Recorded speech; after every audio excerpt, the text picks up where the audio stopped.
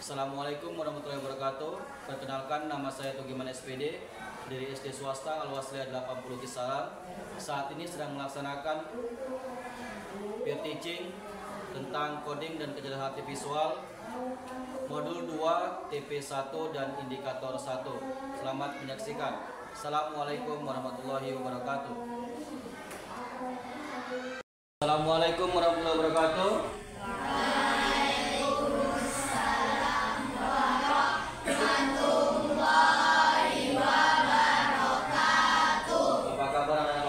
Sehat? Sehat.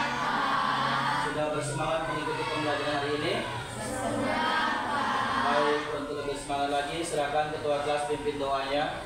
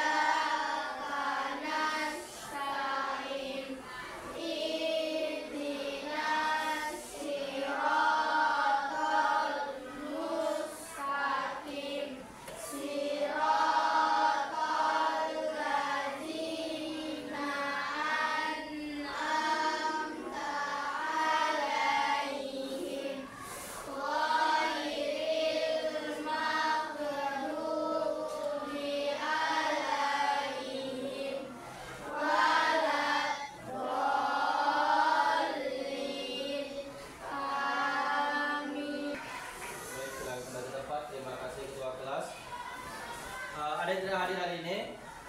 Hadir semua? Iya, alhamdulillah hadir semua. Hari ini kita pelajari mata pelajaran baru ini tentang coding dan kecerdasan artifisial. Apa itu kecerdasan artifisial? Biasa kita dengar dengan kecerdasan buatan atau AI. Sudah? Cuma untuk pertemuan kali ini yang kita bahas masih bagaimana itu berpikir komputasi. Sudah? Bagaimana cara berpikir komputasi. Kemudian tujuan pembelajaran kita hari ini yaitu menjelaskan konsep-konsep berpikir komputasi, menjelaskan pengertian dan pemahaman tentang berpikir komputasi, kemudian mengidentifikasikan tahapan-tahapan dalam berpikir komputasi serta mengaplikasikannya dalam kehidupan sehari-hari. Bahasa gampangnya begini, siapa yang pernah punya masalah? Nah? Semua pernah punya masalah? Pernah? Oke. Setiap kamu punya masalah, ada nggak solusi yang bisa kamu dapatkan? Solusi yang kamu dapatkan itulah yang disebut dengan berpikir komputasi. Sudah? Dalam setiap orang yang hidup itu pasti punya masalah. Coba kasih contoh begini. Abang Asmi pingin beli sepatu, harganya 200.000. Tapi ketika dia ngomong dengan ayahnya, kata ayahnya, nak nabung dulu baru beli sepatu. Lalu yang dilakukan Abang Asmi, nabung setiap hari. Setelah sampai uangnya 200.000 baru dibeli sepatunya. Yang dikatakan berpikir komputasi adalah apa yang dilakukan Bang Asmi untuk menabungnya itu disebut dengan berpikir komputasi. Sudah? Kemudian yang dari berpikir komputasi yaitu cara berpikir sistematis untuk memecahkan suatu masalah, menganalisis dan merancang solusi berupa algoritma. Ini sebenarnya sering kalian lakukan, tapi nggak tahu namanya aja, ya kan? Kalian mengerjakan soal matematika misalnya, kalian pakai jalannya, jalan menyelesaikan itu yang sering disebut dengan berpikir komputasi. Di sini ada yang pernah buat nasi goreng, pernah buat teh manis, pernah buat es teh, bisa menceritakan langkah-langkah membuatnya. Sudah? Ketika kamu semua menceritakan langkah-langkah pembuatannya, itu disebut dengan algoritma berpikir komputasi. Untuk mempermudah kamu memahaminya, coba dengarkan penjelasan berikut ini.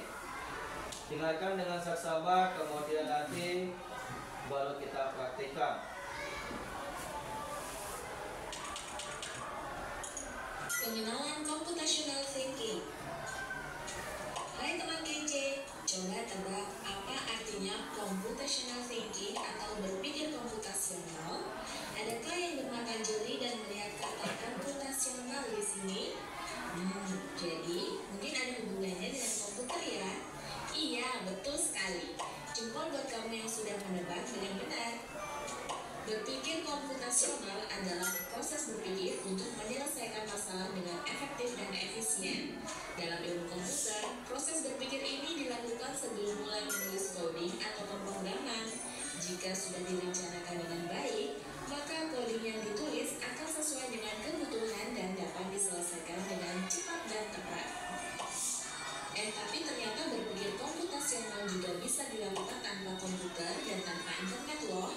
Malah sebenarnya kita pun sudah menerapkannya dalam kehidupan sehari-hari, mulai dari membaca gigi, mencatat ringkasan pelajaran, hingga menyiapkan tas untuk sekolah besok.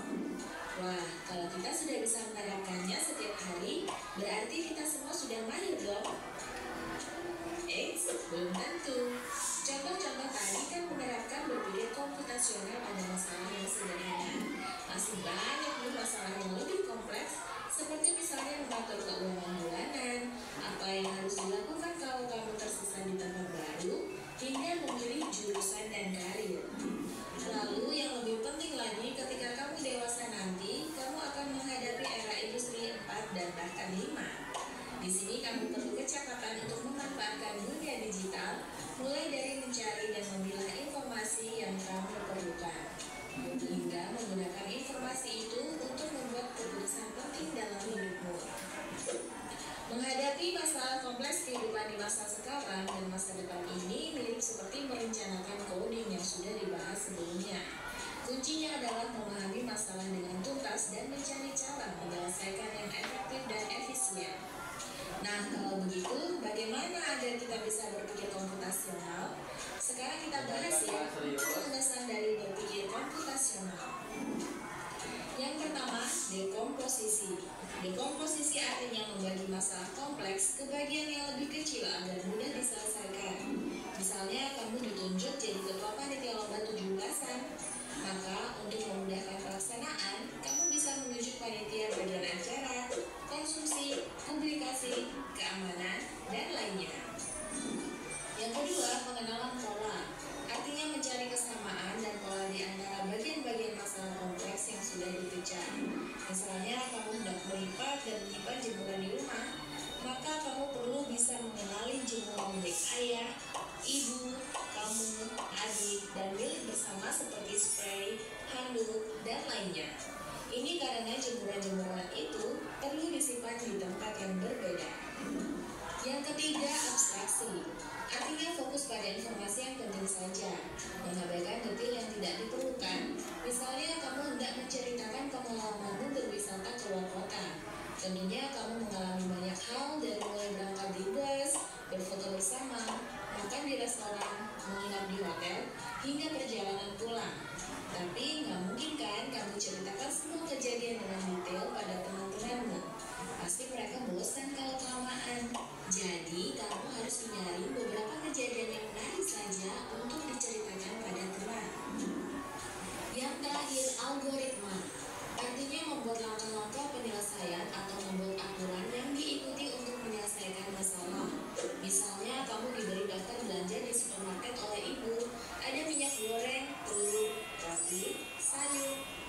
nasi. Lalu kamu harus buru-buru karena ibu sudah mau memasak dengan minyak goreng itu. Nah, kalau seperti ini, satu cara yang efisien misalnya mulai dengan mengambil barang yang paling dekat dari pintu masuk hingga terakhir yang paling dekat dengan kasir. Nah, itu dia 4 landasan berpikir komputasional yang perlu diterapkan untuk memecahkan masalah yang kompleks. Lalu di restoran, lalu hotel, dan terakhir di multifunctional thinking. Dalam bis studi wisata, ada 3 kelompok anak yang akan diantarkan ke 3 tujuan berbeda. Bis berhenti pertama di restoran, lalu hotel, dan terakhir di museum. Hanya ada 1 tempat penyimpanan koper di samping bis, yang hanya bisa dibuka dari 1 pintu. Sopir bis ingin mengatur koper-koper penumpang hingga mudah dikeluarkan. Bantu supir bis menentukan urutan memasukkan koper-koper itu ke dalam tempat penyimpanan. Pertanyaan, koper kelompok anak yang mana yang dimasukkan terakhir? Yang mana? Ayo, nomor 1 tuanya. Nomor 2 museum. Nomor 3 museum. Nomor 4 nomor 5 museum. Kenapa di museum yang terakhir diletakkan? Coba kasih alasannya. Apa alasannya? Kenapa koper anak yang turun di museum yang terakhir dimasukkan? Ada yang bisa kasih alasannya?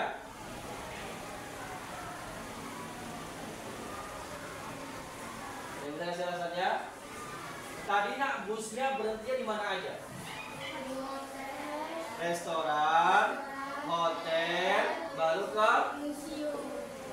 Jadi kenapa koper anak yang di museum atau di akhir? Ayo, udah kan logikanya? Oke, bawa tanya ulang. Kelompok 1, ingat ya, bus pertama berhenti di restoran, kedua di hotel, ketiga di museum.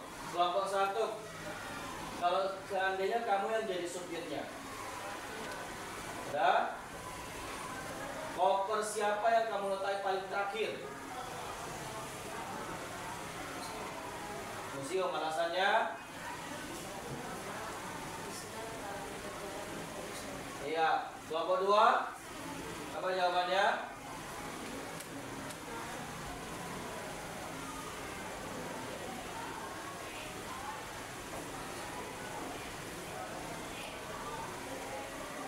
Belum dapat? Kelompok 3 museum. Alasannya?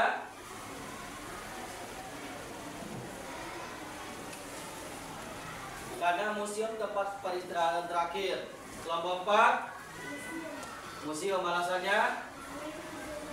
Karena tujuan terakhir. Udah. Kelompok 5 restoran. Kenapa?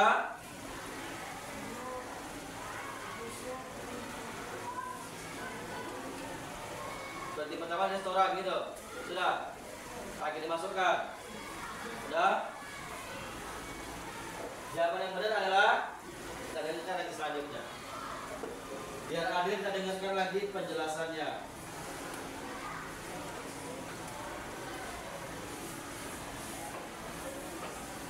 Sekolah C. Anak yang ingin pergi ke hotel, atau D. Yang manapun boleh. Soal ini diadaptasi dari challenge.bebas.org. Kalau kamu tahu, coba ya dijawab di kolom komentar. Kejar cita, kejar ilmu. Sudah. Jawaban benarnya, jawaban kelompok 5. Kasih tepuk tangan di kelompok 5. Sudah. Yang pertama dimasukin, otomatis paling dalam nih. Sudah. Berarti yang turunnya paling jauh, yang paling terakhir turun itu yang pertama dimasukin, karena yang kedua dimasukin itu yang mau turun di hotel tengah-tengah. Udah. Yang terakhir dimasukin yang mana?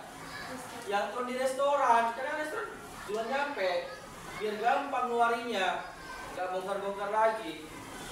Itu yang disebut dengan berpikir komputasi. Dia pola peletaan masalahnya itu di kepala kita seperti apa.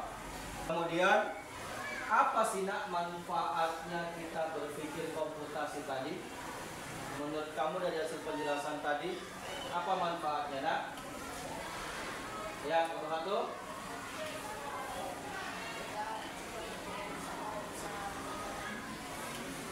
Ya, ketika kita menghadapi suatu masalah, kita bisa lebih mudah mencari solusinya. Kemudian, meningkatkan kreativitas kalian.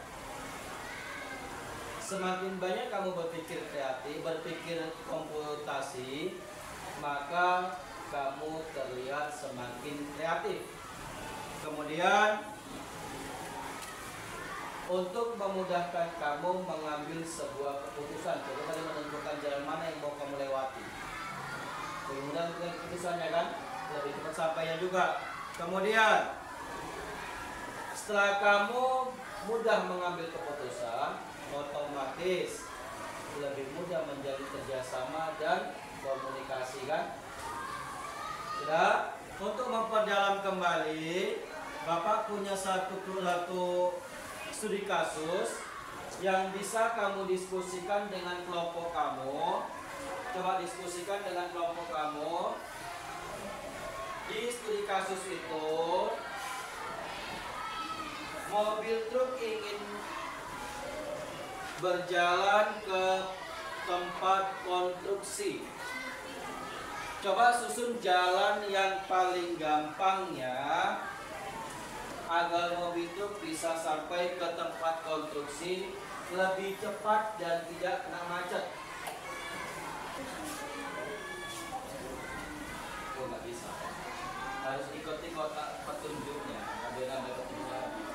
Nggak boleh. Jadi kalau kemarin kan ini ada penutupan jalan. Nah, kalau kemarin ada penutupan jalan juga. Kemarin ada penutupan jalan juga. Sebenarnya bisa dari sini terus kemarin di dalam dapat kan. Mana ada penutupan jalan. Coba kita lemnya sama sebelahnya. Nomor 1. Ya, nomor 1 benar di depan. Yang dengarkan. Kelompok 1 persentase ke depan. Sebelah sini Bang, sebelah sini. Ayo semua. Cepat lagi. Tutup. Ya, presentasikan. Assalamualaikum. Assalamualaikum warahmatullahi wabarakatuh. Waalaikumsalam warahmatullahi wabarakatuh. Ini kami akan mempresentasikan hasil kerjasama kami.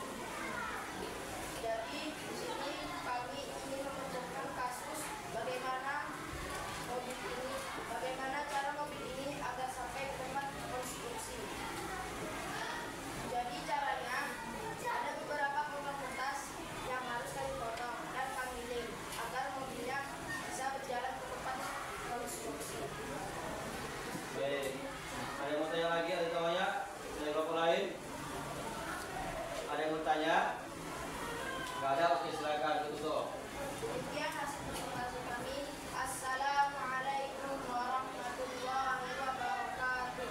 Waalaikumsalam warahmatullahi wabarakatuh. Ya, silakan duduk kembali. Ayo tepuk tangan untuk kelompok 1. Sudah benar yang disampaikan oleh mereka bahwa untuk membuat mobil bangunan tadi bisa sampai ke tempat konstruksi, kita tempel kertas-kertas sesuai dengan arahan jalannya biar supaya sampai ke tempat konstruksi. Sebelum kita tutup pertemuan kita, ada yang bisa menyimpulkan hasil belajar kita hari ini? Coba setiap kelompok menyimpulkan. Kelompok 1, apa tadi berpikir komputasi menurut kamu?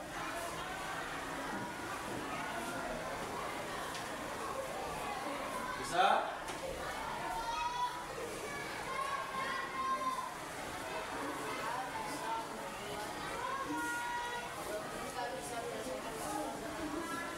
Ya, menurut kelompok 1, berpikir komputasi adalah logika agar mempermudah menyelesaikan masalah. Menurut kelompok 2,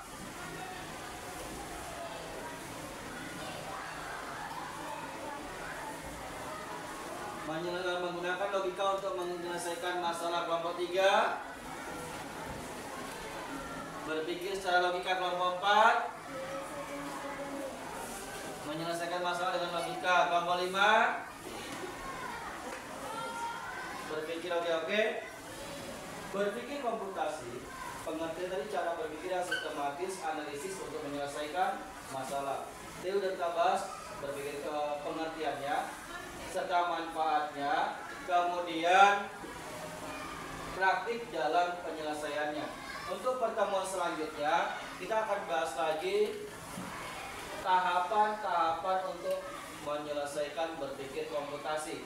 Tahapan-tahapan itu ada dekomposisi, kemudian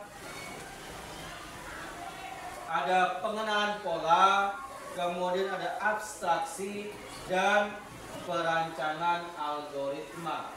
Pertemuan selanjutnya keempat-empatnya akan kita bahas satu persatu untuk kamu bisa lebih mudah dan lebih mengenal kembali tentang berpikir komputasi. Baik, diulang-ulang lagi pembelajaran di rumah.